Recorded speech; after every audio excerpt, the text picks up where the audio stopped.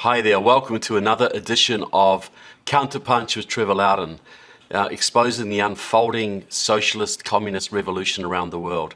Please like the show, share the show, get the word out there. Hands up! Hands up! Today I'm going to talk about something that's plaguing many countries of the world, and that's racial unrest. We see this all over the world, from the United States and Canada, a lot of the third world countries. We see it in Nigeria, we see it in Latin America. You have different ethnic groups at each other's throats. Now, there is a scientific basis for this. It's Marxist. It comes from Joseph Stalin himself. Back in the 20s, he published a very famous book, Marxism and the National Question. For a time, Stalin was actually the nationalities commissioner of the new Bolshevik government in the Soviet Union. So what was Stalin's idea here? Because this book has been seminal, it's been used by communists all over the world, and we see its effects every single day. So Stalin's thesis was pretty simple. You know, the world is composed of nations. They are set up on the basis of language or race or culture, geographical region. Now, the goal of communism is world revolution. And the original Marxist idea was the working class would rise up and take the wealth of the capitalists. It would all be shared equally, and you'd live in a sort of communist paradise with no want and no classes. Everybody would be equal. But when the revolutionaries took Russia, most of the world didn't have an industrial working class. The industrial working class was really only Europe and the United States, and they weren't about to have a revolution. So Stalin looked elsewhere, and he looked back a little bit. He thought, well, if you want to have a revolution and you don't have classes, surely you need to use nationalities, because race and culture are very deep. They're very, class is more mobile. You can actually, in many countries, you can change your class relatively easily, but people are much more wedded to their culture, and of course they cannot change their race. So nationalities are food for revolution. So instead of in the third world countries and less developed areas where you don't have a working class, nationality would be the better way to go.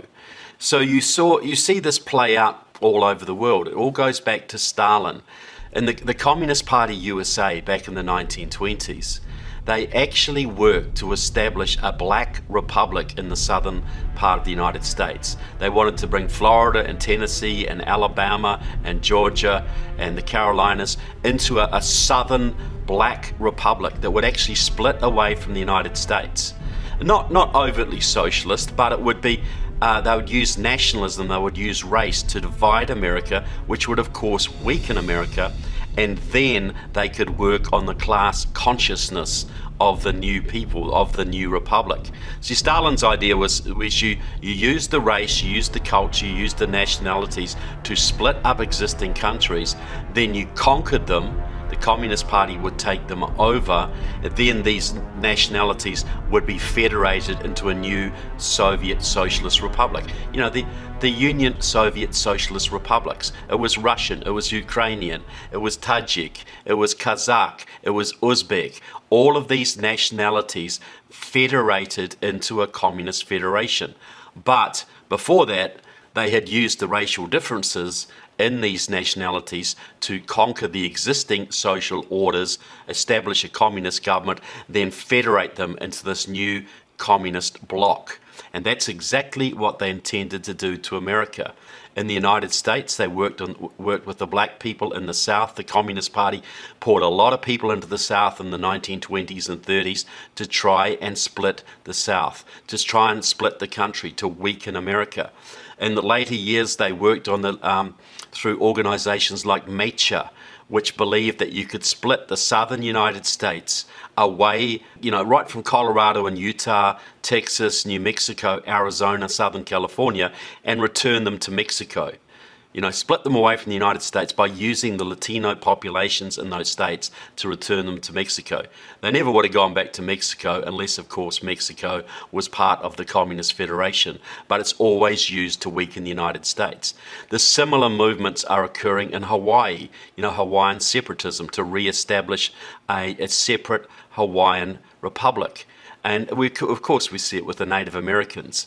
The reservations are heavily infiltrated by communists, and they're using the already separate reservations to set up an Indian nation which can challenge the United States for territory, for government authority, etc. It's all done to weaken the target country. The communists care nothing about the blacks, nothing about the Latinos, nothing about the Native Hawaiians or the Native Americans or the Eskimos. They just want to use them to break up the existing country. I saw this happen in New Zealand. I've read documents right back from the 1930s when the Communist Party of the Soviet Union was telling the Communist Party of New Zealand to agitate amongst the native Maori population for complete separation, to set up tribal areas governed along communist lines by the Maori population, to basically destroy the integrity of New Zealand. And now we have a socialist Labour government under Jacinda Ardern, and I hope you'll check out my documentary on her and her communist background. They are now setting up Maori governments. They're giving Maoris seats and special privileges in government in New Zealand. So they can basically set up their own tribal authorities, their own autonomous areas, to give the Maori population, which is about 15% of the population, ultimately about 50% of governmental control in the country. This is all national question politics. It comes from Stalin. It's nothing to do with the rights of Maori or anyone else. It's all about dividing the country and creating chaos and bringing about communism. In Australia, the Communist Party of Australia was heavily involved for many years and still is in Aboriginal land rights. This was documented by my good friend Jeff McDonald, a former Australian communist, who noticed after he left the Communist Party that all of his old communist friends were no longer working through unions. They were all working in the Aboriginal land rights movement. We see it today with the Mapuche in Chile. We see it with the Samic people in Lapland. We see everywhere you have a minority, you have communists agitating that minority. You see it all over Africa. This is how the communists took South Africa into the control of the communist-dominated ANC, for instance. You see it virtually every country where there's a minority. You'll see communists agitating to use that minority to break up the country and prepare it for socialism. Right now we see it in the Ukraine, the Donbass region of the Ukraine, the far eastern region of the Ukraine. It's got a very large ethnic Russian population.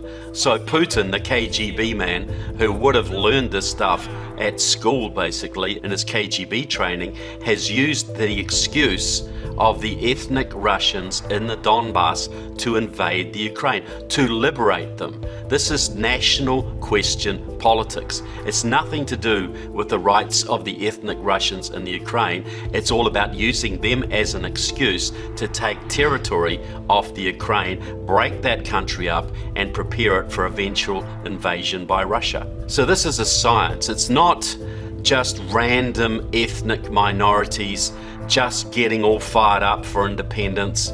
It is a scientific program organized by the various communist parties to create trouble, to create revolution, and prepare the way for eventual communist domination. Now in the United States, this has morphed a little bit, because while the communists were working in the South, and they found it very hard going,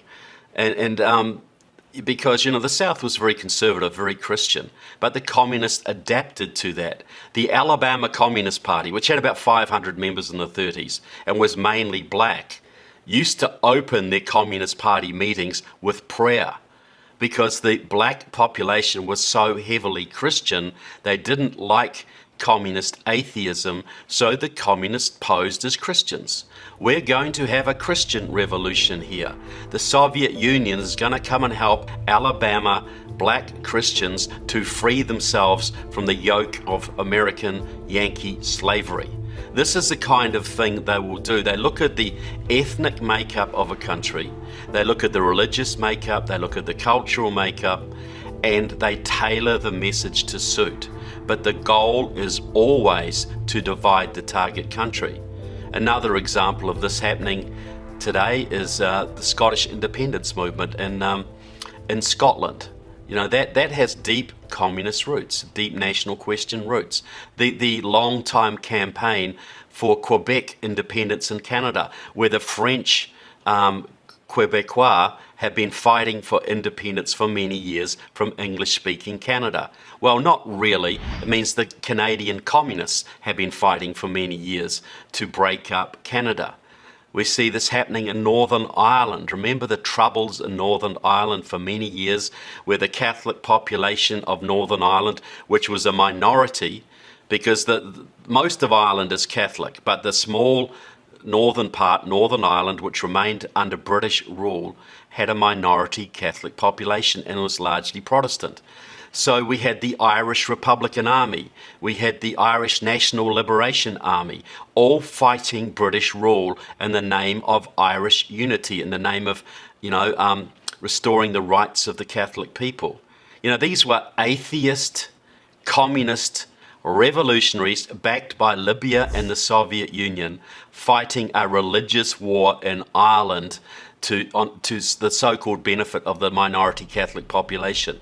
There was no regard for the Catholics. These revolutionaries were mainly atheists. What they wanted, if you read their literature, was not a united Ireland, but a united socialist Ireland. Very, very big difference.